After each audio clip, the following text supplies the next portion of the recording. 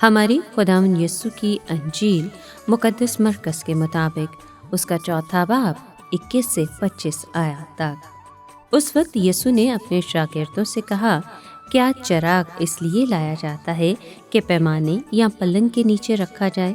क्या इसलिए नहीं कि चिराग दान पर रखा जाए? क्योंकि कोई बात पोशीदा नहीं जो जाहिर न की जाएगी, और न ही पोशीदा की गई, मगर इसलिए कि जाहिर हो जाए। जिसके सुनने के कान हो वो सुन ले।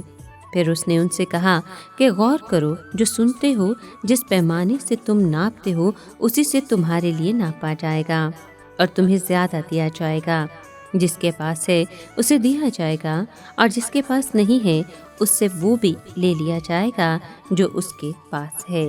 पाक कलाम के पढ़े और सुने जाने पर खुदावंद की बरकत हो, खुदा का शुक्र हो। अजीज दोस्तों, आज के कलाम में चिराग उन सच्चाइयों की नुमाइंदगी करता है जो खुदावंद ने अपने शागिर्दों को सिखाई। ये सच्चाइयाँ पैमाना या पलंग के नीचे रखने के लिए नहीं, बल्कि ज़रूर है कि उनको बाहर खुली जगह पर रखा जाए ताकि लोग देखें। अनाज नापने का पैमाना हमारा कारोबार भी हो सकता है। अगर हम इसी में लगे रहें तो जो वक्त खुदावंद के कामों में सर्फ होना चाहिए वो भी उसी के नज़र हो जाता है। पलंग आराम और आसाइश और सुस्ती को जाहिर करता है। ये दोनों ही तबलीगी काम की दुश्मन हैं। यीशु लोगों से तमसीलों में बातें करता था। बुनियादी सच्चाई छुपी होती थी, मगर खुदा की मर्जी ये है कि शागिर्द इन छुपी सच्चाइयों को उन दिलों पर जाहिर करें जो सुनने को तैयार हैं। खिदमत करते हुए शागिर्द हर वक्त ये बात याद रखें कि वो दिन आ रहा है जब सब कुछ जाहिर किया जाएगा।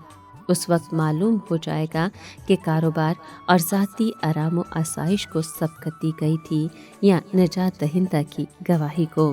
खबरदार रहो कि क्या सुनते हो। अगर मैं खुदा के कलाम से कोई हुक्म सुनता हूँ मगर उसकी तामील करने से कासिर रहता हूँ तो उसे दूसरों तक नहीं पहुँचा सकता। तालीम और मुनादी उसी वक्त मौसर और कामयाब होती है जब लोग सच्चाई को मुनादी करने वाले की ज़िंदगी में देखते हैं। सच्चाई को दूसरों तक पहुंचाने में और उनको इसमें शरीक करने के लिए हम जिस पैमाने से नापते हैं वही सूद के साथ हमें लौटाया जाएगा। सबक तैयार करने के दौरान उस्ताद अमूमन शागिर्द से ज़्यादा सीखता है। हम जो मामूली खर्च करते हैं आइंदा उसी का अजर कई गुना ज़्यादा है। जब भी हम पर कोई नई सच्चाई वाज़े होती है हम उसे अपनी ज़िंदगियों में हकीकी सच्चाई बनने का मौका देते हैं तो ज़रूर हमें मज़ीद सच्चाई दी जाती है। दूसरी तरफ अगर हम सच्चाई पर अमल नहीं करते तो नतीजा ये होता है कि जो कुछ हमने पहले हासिल किया था वो भी छिन जाता है।